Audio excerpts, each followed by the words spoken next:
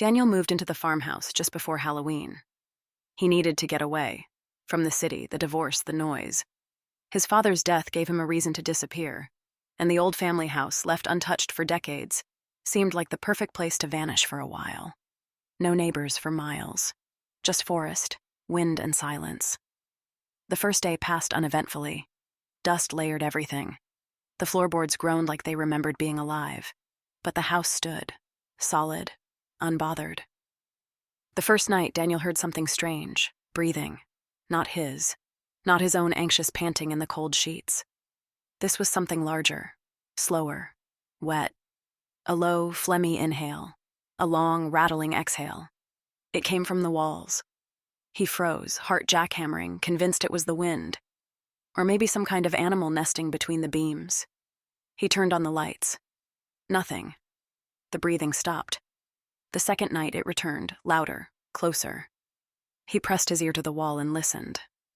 There was depth behind it, like the sound came from a larger space that shouldn't exist. He could have sworn it wasn't there before. It was low, almost hidden behind a crooked coat rack. The knob was cold, freezing, and when he turned it, he felt resistance, like the door didn't want to open. It stuck, then gave way with a sigh. Inside was a small, windowless room. No light fixture, no furniture, just peeling wallpaper and a faint stench of rot. And in the far wall, perfectly centered, was a hole. It was almost beautiful in its wrongness. Round, smooth-edged, like something had bored it out surgically. The size of a human head, and from that hole came the breathing. Daniel stood in the doorway for what felt like an hour, hypnotized. The breath had rhythm now, a pulse. He leaned forward, his face inches from the void, when a sudden gust of warm air blew out from it, directly into his mouth. It tasted like mildew and meat. He staggered back and slammed the door. But the following night, the breathing came again, not from the boarded room, but from the living room wall. It had moved. The night after that, it came from under the sink, then beneath his bed. By the sixth night, it was everywhere. Walls, ceiling, floor. As though the house had grown lungs. He packed his bags and tried to leave. His car wouldn't start. His phone only displayed a blinking no signal, even though it had worked fine the day before. He tried walking down the long dirt road into the woods. After 30 minutes, he found himself back at the porch.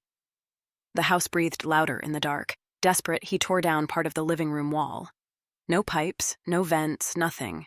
Just wood, nails, and blackness. And behind it, another hole, the same size, the same shape, the same foul breath. He covered that one with a towel, then a thick mirror, then a slab of wood. The next night, it returned in the bathroom mirror, but this time it didn't just breathe. It whispered. A voice, slippery and wrong, said, "You're warmer now." Then, behind him in the reflection, he saw something move. Something long. He turned. Nothing there. But his reflection kept moving. Now Daniel doesn't sleep. He sits up with all the lights on, back to the wall, hammer in one hand, flashlight in the other. The hole has made it to his bedroom again.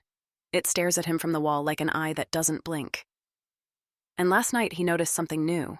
Fingernails, scraping just inside the edge of the hole, like someone, or something, was trying to crawl out. Tonight is the 9th night, 2:44 a.m.